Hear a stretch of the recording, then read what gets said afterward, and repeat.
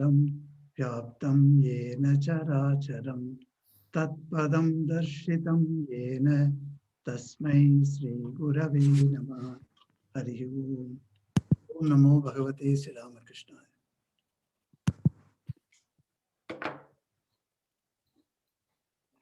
Welcome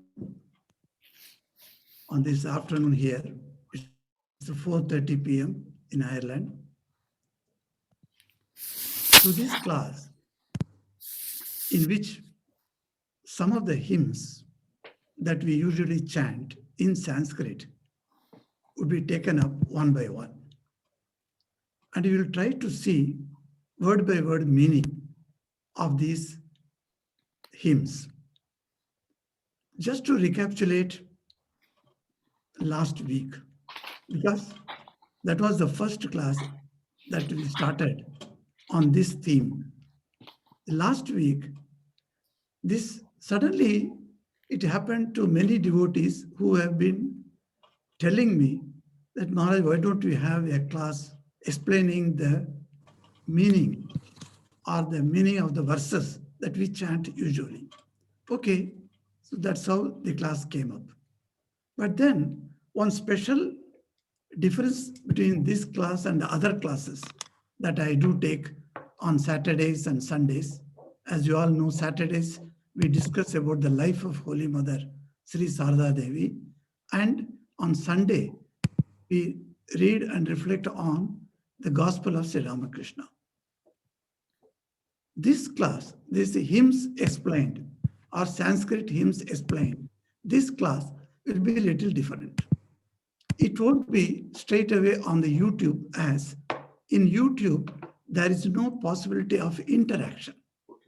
In this class, there is a possibility that whenever you would like to intervene during my talks, you are free to do so. In YouTube talks, it is not possible. Whatever you are telling, you say, and I cannot hear you. But in Zoom class, we can definitely hear each other. So if you raise your hand, I know that you want to say something, then I would stop my talk and ask you. In case, even sometimes I may not even look into all the entire screen. So who is raising his or her hand, I do not know. In that case, down below, if you go this bottom of the Zoom, there is a quality called reactions. If you click the reactions, there is a hand showing like this, it is there. So you can click that. So it will show me here a thumbs up or whatever you can show me here. So I can know that also, that somebody is raising his hand like this. So it can show. So in that way we can discuss. It is not that I know everything and I'm going to tell you that you do not know.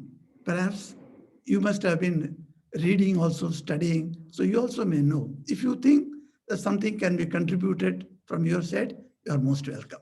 So it will be like a interactive session. So to tell you, recapitulate briefly what we were discussing in the last week, that was, we studied that what are the scriptures of Hinduism. Now you find it is very baffling, is it not? Well, other religions can say very emphatically that this is our scripture and show us a book, while among the Hindus, it's very difficult to say which one should be adopted as scripture, because as many languages, as many scriptures are there. But then all the saints of the past, they have come to one understanding, one common understanding, and that understanding was Vedas is our scripture of Hinduism. Now, immediately, you may think that Vedas means a book. But Swami Vivekananda explains, no, Vedas does not mean any book. What it means from the Sanskrit root with, to know. That means the knowledge of God is called Vedas.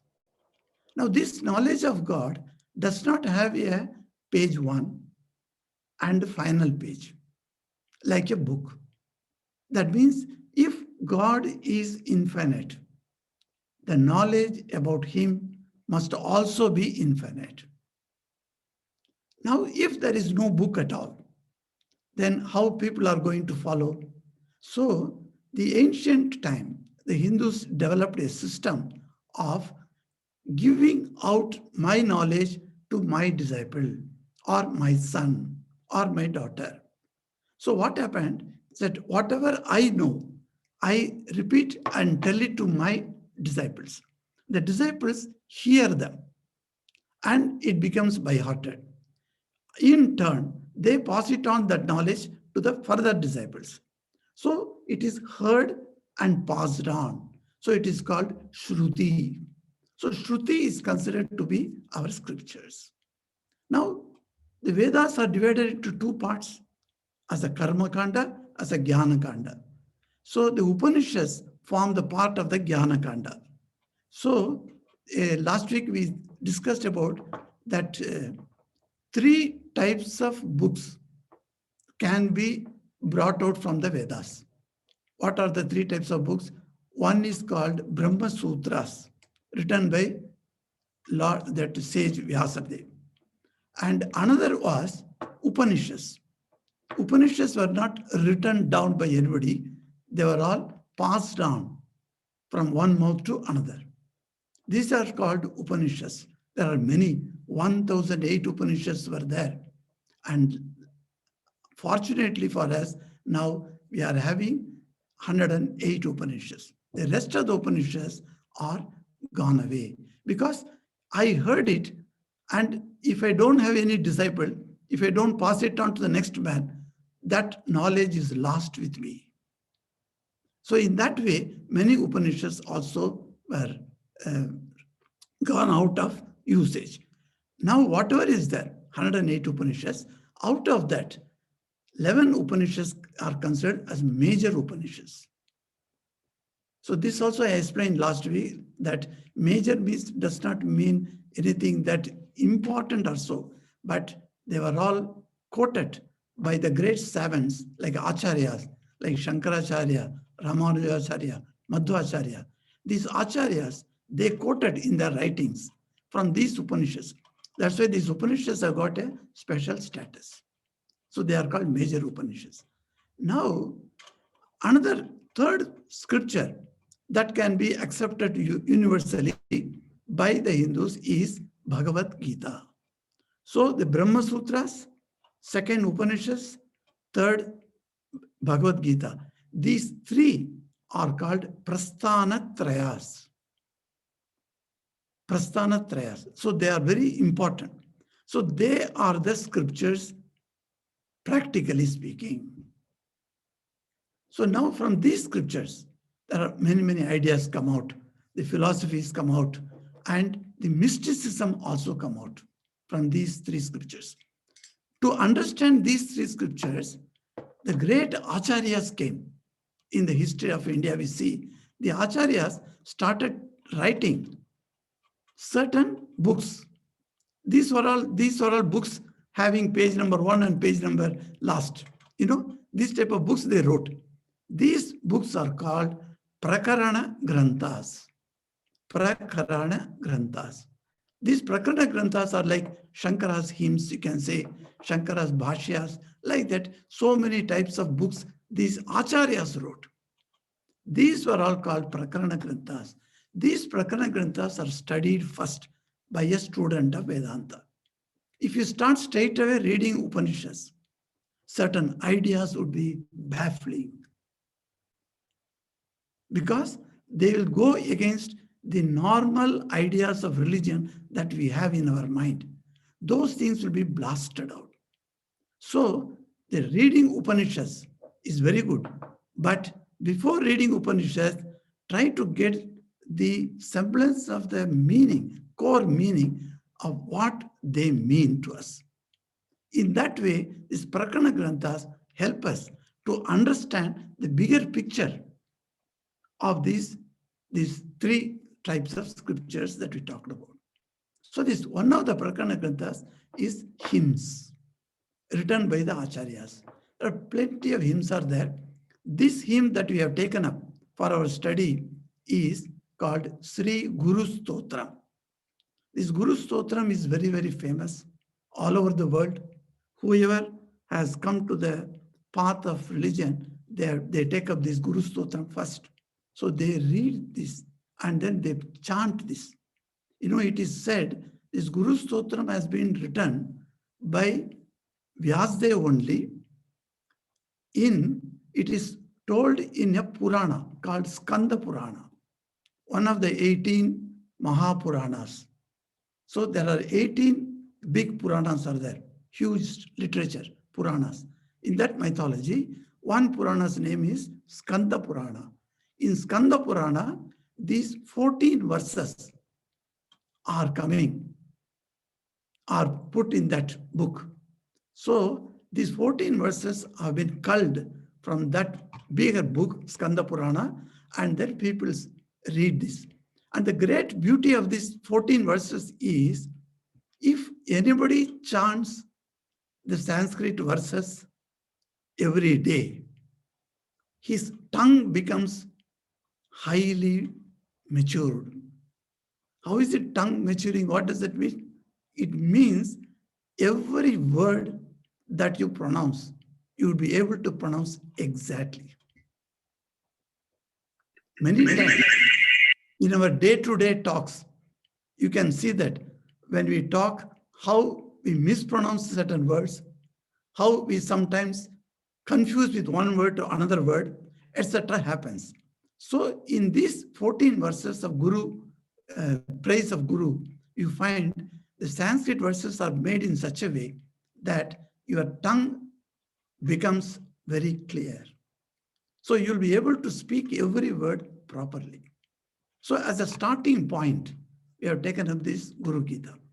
Yes. Yes. You have to unmute and then speak.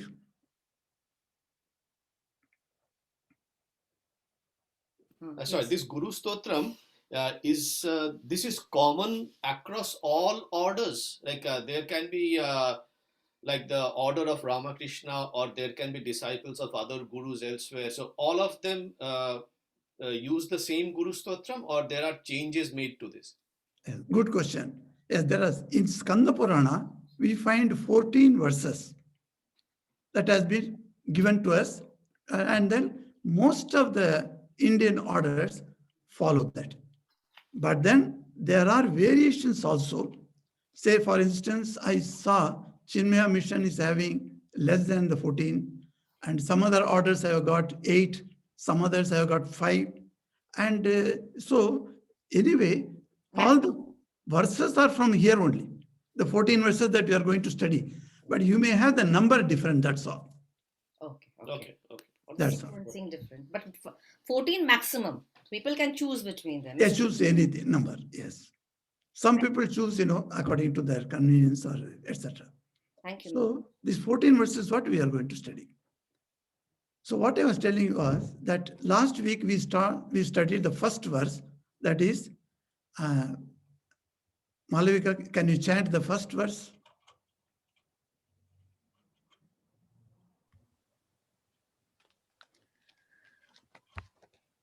Gurur Brahma, Gurur Vishnu, Gurur Devo Maheshwaraha, Gurureva Parang Brahma, Tasmai Shri Gurave Namaha.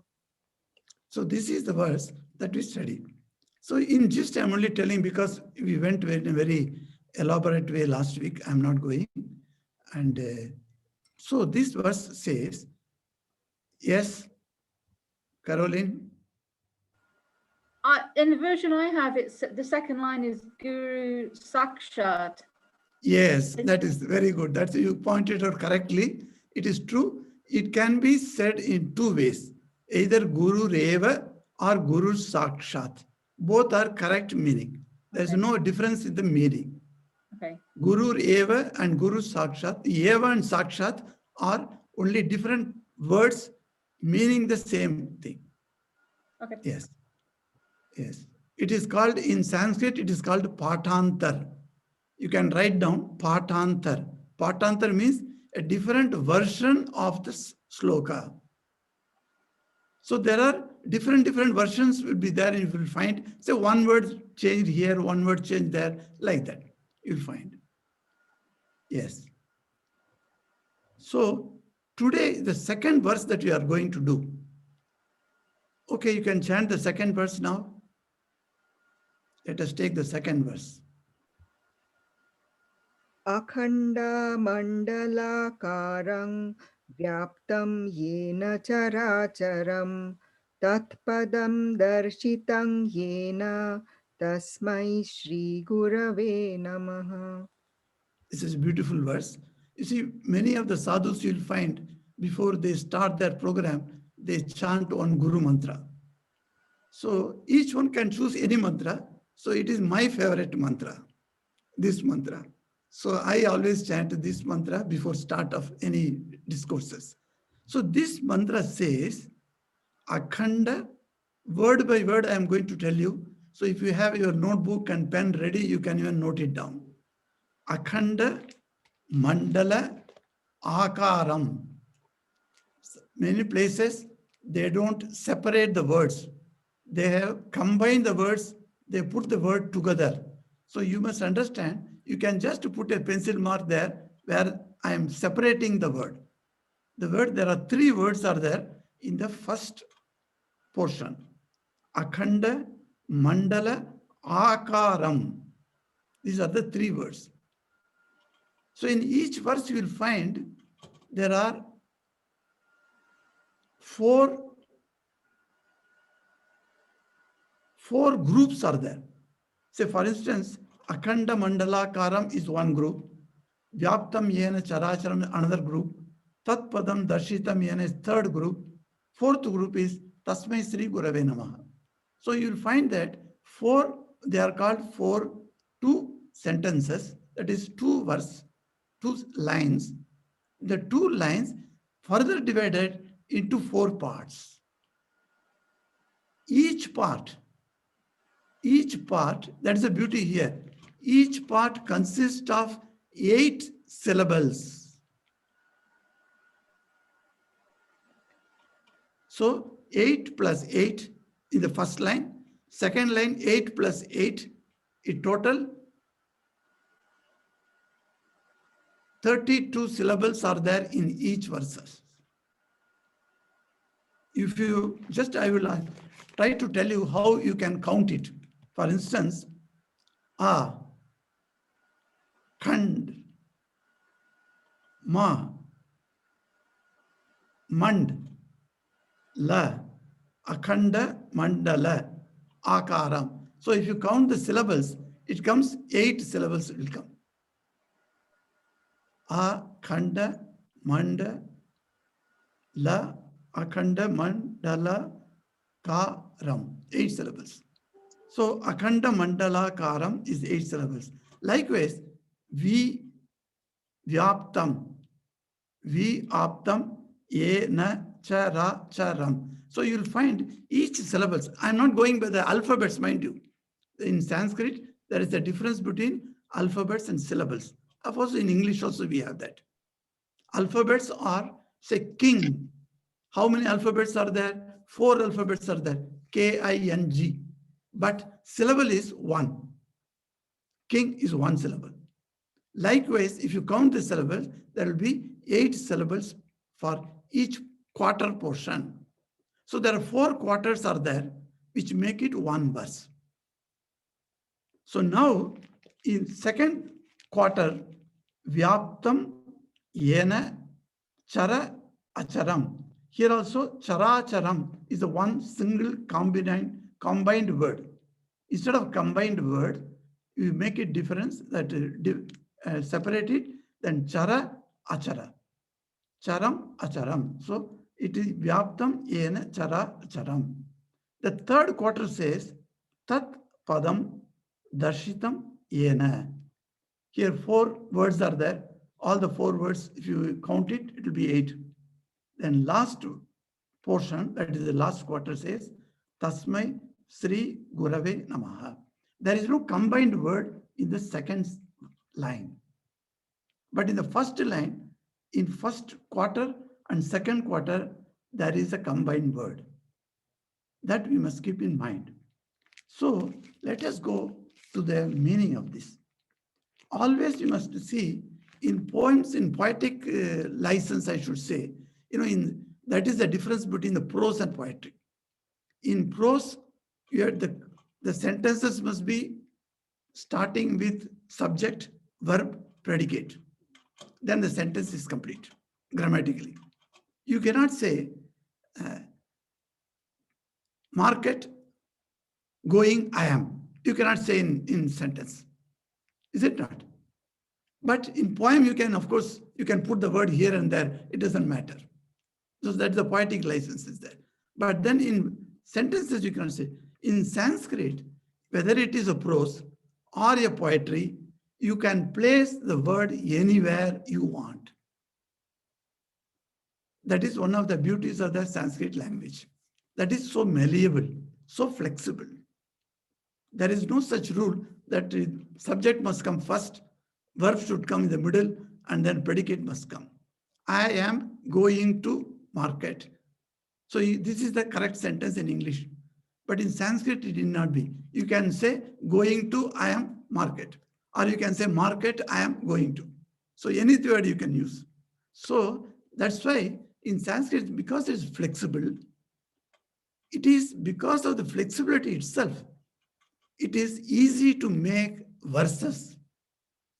That's why you find, even in the Vedic times, you find the rishis' outpourings in the Upanishads, you find them in verses. Of course, Vedic grammar is different from the Sanskrit grammar that we see now. So the later grammar, when it has become Sanskritam, that language has come, that grammar is different. Vedic grammar, of course, is different, and it is very tough also. Now we saw 4 quarters in this verse. In each quarter, let us first take, for our understanding, the last quarter. What is the last quarter says?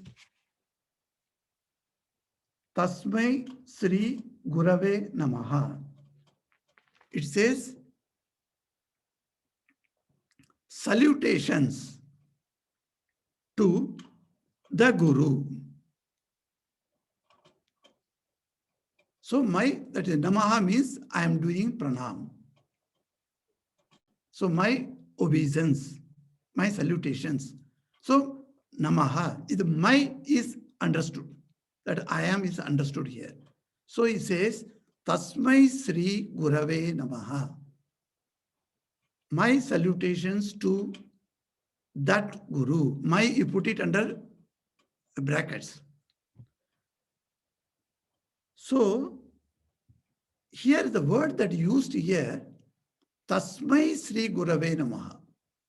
To that Guru, my salutations. Tasmai comes from the word tat, the saha. So that Guru. So when you say Tasmai, then you will ask a Kasmai. Tasmai means to that Guru. Naturally, the question will come, who is that Guru? So that Guru, you say, that is not understood. So when you say that in English, first the salutations you give, my salutations to that Guru. Then who is that Guru? That has to be explained. So the sage explains that, who is that Guru? Yena. Yena means by whom? By whom? Darshitam. I see. Darshan means seeing. By whom I am able to realize, I am able to see. What I am able to realize, what I am able to see, Tat Padam. By whom I am able to realize that Padam. Tat Padam. Here the word you see, the Tat Padam, 2 words are there. Padam is generally translated as a post. Pad. Prime Minister's Pad. You see, that means padastapana. Pad is the word used for It's not post. his feet. It's not his feet. No, street is pada. Oh, okay. Okay. Okay. Pada means post, you know. What is your pada? Padavi also we say pad. So pada means post. Now, this post also is a very misleading word in English because exactly the post is not mentioned here. That may be a literal meaning for the pad. Pad is a station. A person who attains a particular level, that level is also called pada. Padam. So the feet of Lord Vishnu is also called Padam. Because that is the post where I am going to go and stay there. So where stationing, station also is called Pad. So this Pad has got different meanings are there. But here we are seeing that Tat Padam. Again, the Tat word has come. This Tat word has to be co-joined in understanding with that Tat Tvam Asi. In Vedanta, there are 4 Mahavakyas are there. Mahavakyas, the grand sentences. So what are these Mahavakyas? One of the Mahavakya is called Tat Tvam Asi. Thou art that. In English, we translate like that. You are that. So in English, in beautiful English, they write, thou art that. So that is what? That is what it says, tat padam. That pose or that position, that state of consciousness is what is called, that he is going to show. Who is going to show? By whom it is seen, by whom it is shown to me. To him, that Guru, I bow down. Now the question comes, what is this that? Now you have to explain that because you say tat padam, that padam, you have already said. That means you must explain to that. That also must be explained. So the first line comes as the explanation for the tat padam, that position, that consciousness. What is that? So he says that 2 things he speaks about that particular level of our mind ascending to a plane of existence. That is called Padam. Plane of existence. What is my plane of existence? Yes. Sorry, is padam the plural of pad or pada, or is it some other grammatical function? It is Pada, not Pada. But is the M, does that indicate the plural? Two, you know, P-L-U-R-A, plural. Follow exactly. Maharaj, she's asking that instead of pada, why it is padam? What does that mean?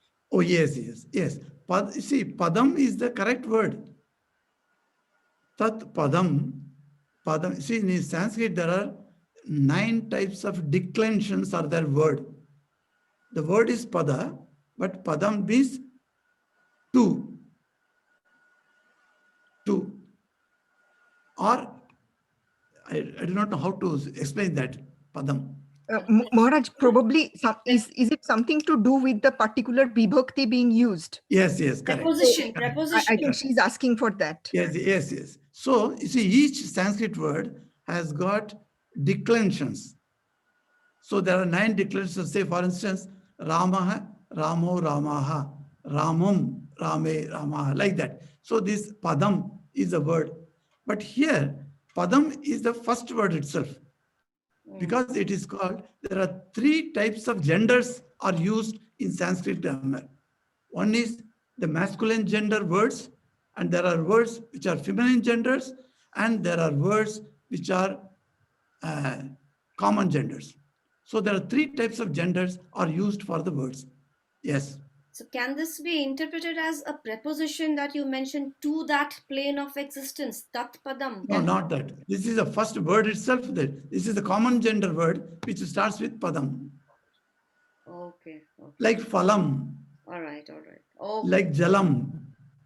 You see, they don't have sex. So they don't, that's why they are called common genders. Okay. So this phalam like fruit.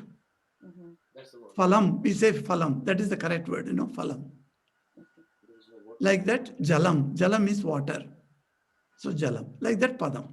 So tat padam. So that padam. So So it's that- definitely not feet.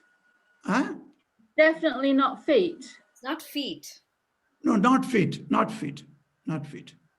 Here does not fit. You can assume the feet, of course, as I told you. See, that is the station, that is the place where we are going to stay. That is the thing that Guru is going to show me.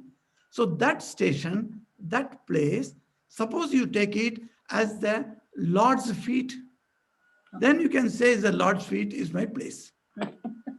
So my place is called Padam. Yes. But there is separate word in Sanskrit for feet called pada. Pada means feet. Here, pada it is a derived meaning only. Okay. So now let us go to what is this, that state. That state is considered two things he says. One is akhanda mandala karam. And second is vyaptam yena characharam. So this yena word comes twice in this verse, you will find. In the first line also, the second line also. The second line yena is telling by whom is the meaning. In the first line yena, by which. By which. Vyaptam characharam. By which vyaptam, by which it is pervaded. So vyaptam means pervasion, permeating. It is in everything. Like the air is everywhere around me. So it is vyaptam. In this room, the air is vyaptam, I should say. So the air is everywhere. So this vyaptam is pervading. So what is pervading? This particular tat padam, the place where we are going to finally reach in our moksha time, that is pervading everything. So instead of telling everything, the sage says, chara acharam. Two words he uses. Chara acharam. If you combine the chara and achara, put together, conjointly, it is pronounced as chara charam. So it is pervading moving and unmoving or non-moving. So this is something great. So moving things are there in this universe. Yes, because we all move. Birds move, animals move, insects move. So there are many things that move in this world. Likewise, there are things that do not move also. For instance, trees, they do not move. Likewise, mountains cannot move. So non-moving objects are also there in this world. So you cannot say that simply one only God is pervading. You cannot say. God is pervading moving objects as well as non-moving objects. Both he is permeating. So he is actually that tat padam, the position, the consciousness that we are going to reach finally is pervasive of moving and as well as non-moving objects of this universe. So this moving and non-moving is very important. In Gita, if you see, if you go to chapter 9, verse 10 in Bhagavad Gita, there is a, if you have book nearby, you can take out the book. Chapter 9, verse 10.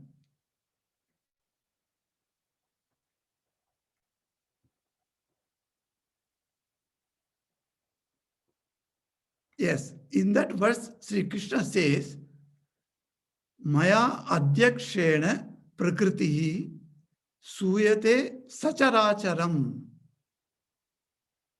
See the chara acharam, this word Krishna uses here.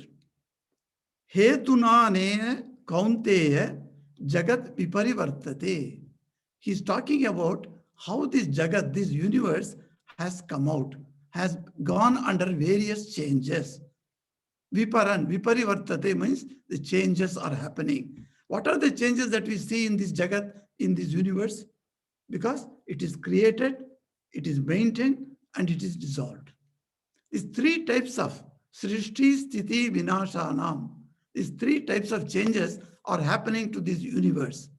This is what Sri Krishna says, that I am doing this. Instead of telling I am doing, he says, Maya Adhyakshena Prakritihi. He says, there is my power, which is called Prakriti, and under my guidance, under my supervision, under my direction. Adhyaksha means the supervisor. He is called Adhyaksha. In many of the ashrams, in India, we have got the head of the center. He is called Adhyaksha. Because under his guidance, so everything is happening.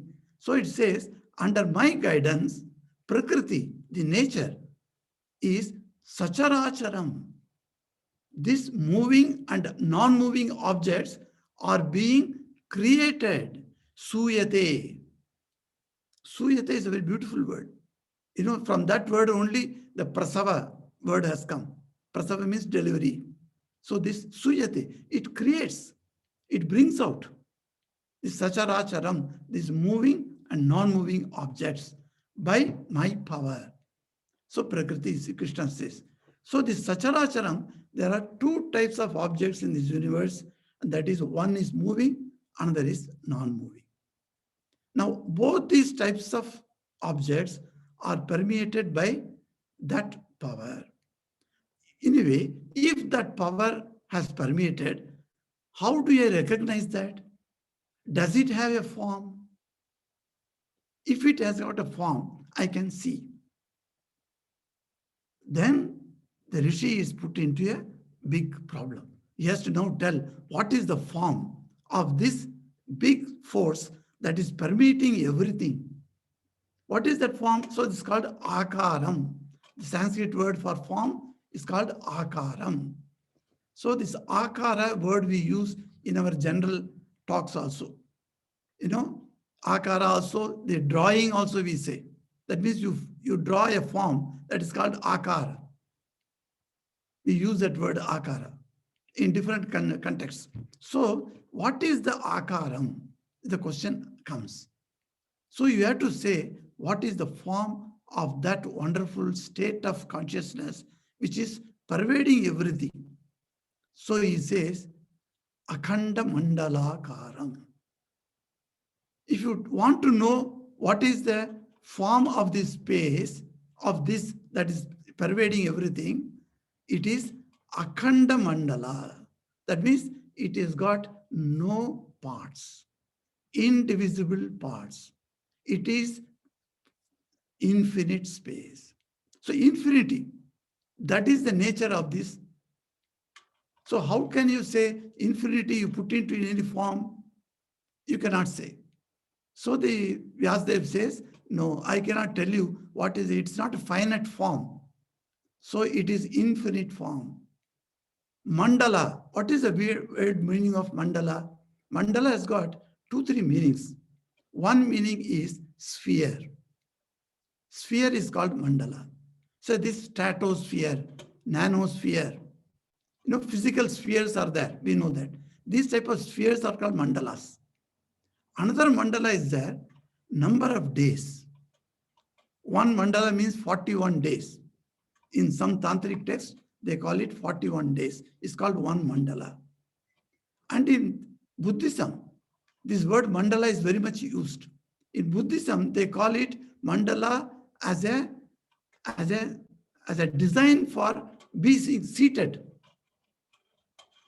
So if you make a design of asana, and you are sitting there every day, you sit there and do meditation. So that is called mandala. So I am seated in that mandala. You can say that. So the mandala has got different connotations. But here is the sphere that which pervades everything is akhanda, is not divisible. It is infinite. This infinite sphere we hear about in Sri Ramakrishna's personal experience. If you have read Ramakrishna's Leela Prasanga, that is a great master, there Swami Saradananji says that Sri Ramakrishna once explained to us that one day in his Samadhi time, Sri Ramakrishna his mind was going up and up and up. While going up and up and up, he could see beautiful devatas, beautiful beings. Excuse me. Beautiful beings are seated. So they have got chairs, they are seated, they are well dressed, and all these forms he was seeing. And again his mind went up, and suddenly he found all these forms started melting into the formless. And he found a very thin line of demarcation between the form sphere, that is mandala, form sphere, and akhanda mandala, the formless sphere.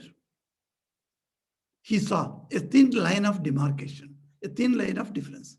And then he went through that. And there he found in light form, in pure light, there are 7 rishis are seated. They don't have a human body, but their body was made of light, effulgence. That in that one rishi was called by a baby. That also Sri Ramakrishna saw this entire infinity assumed a form of a baby and went and called a rishi, come with me, I'm going down. And it went down. And Sri Ramakrishna saw that rishi came down to Shimla. Shimla is the place, where Swami and Vivekananda was born.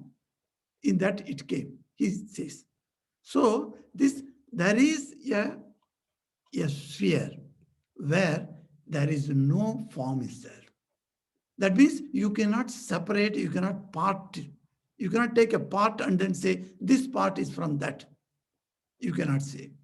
It is like a one huge vast ocean where the waters cannot be put into parts. You can take it in a container and make it 1 liter water, you can say. But in the ocean, you cannot make any parts because the water is pervading everywhere. Likewise, there is a sphere. That sphere is what Guru is going to show to me. That's why Tat Padam Darshitam Yena, by whom I will be shown one day. And who is that person? To that Guru I bow down. This is how the second verse comes. Anyone?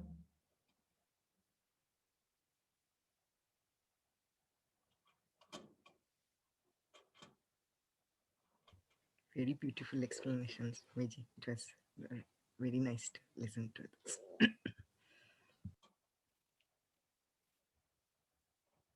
If no one to say anything, Malvika, something you're telling, I didn't hear it.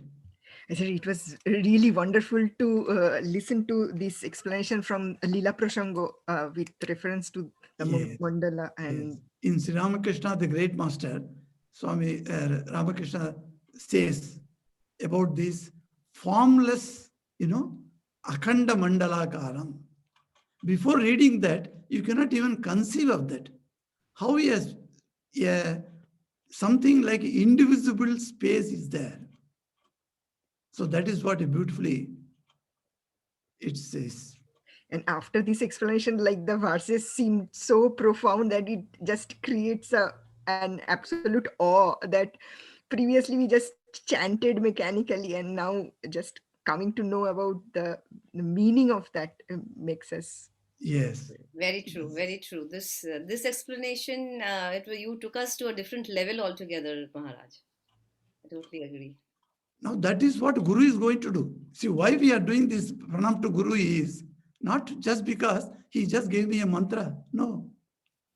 The Guru's purpose is there. And that purpose is he is going to take the disciple step by step, and he's going to make the disciple reach that state. And he's showing one day, you see, this is what is going to happen to you. And to that Guru I make pranam. That's how to say. Beautiful. Thank you, Maharaj. So we shall take up the third verse next week. Okay? Time up. No, it's not according to time, according to the verse. Oh, we'll only do one verse in a week. No, one more verse we cannot finish. I don't think I will be able to finish that one. So I will have to leave it then half, you see. Oh dear. Okay. Maharaj, can you explain last that infinite you told us? Can you explain me little bit more? Yes. So it is, he says that Tat Padam. What is Tat Padam is the explanation needed. Because the Guru is showing me a place, a position, a post, where I am going to finally rest.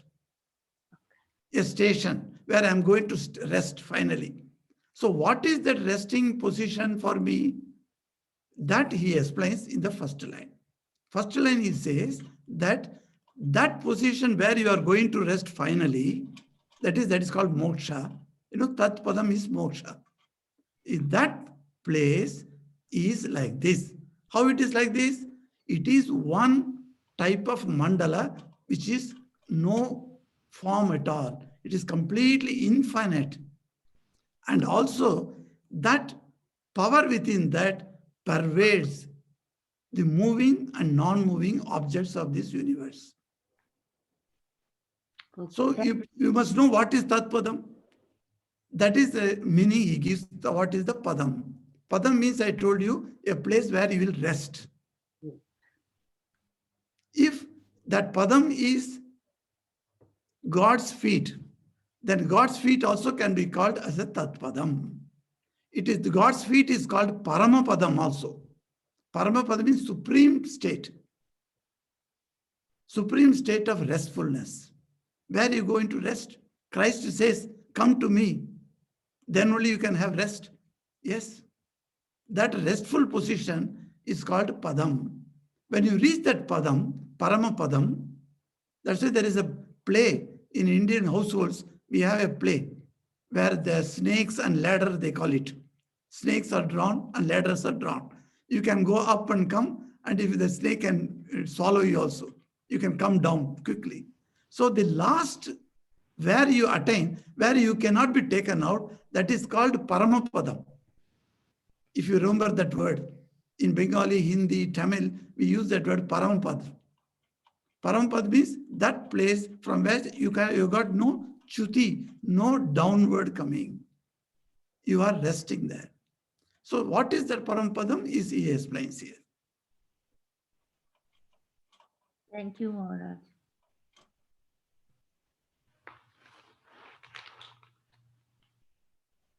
Okay, shall take leave then. Shall meet you again in the next week. Thank you. Pranam Maharaj. Om Shanti Shanti Shanti Hari Om Tat Sat Sri Ramakrishna Arpanamastu. Thank you, Pranam Maharaj. Pranam Maharaj. Thank you, Durga to everyone. Thank you. Pranam.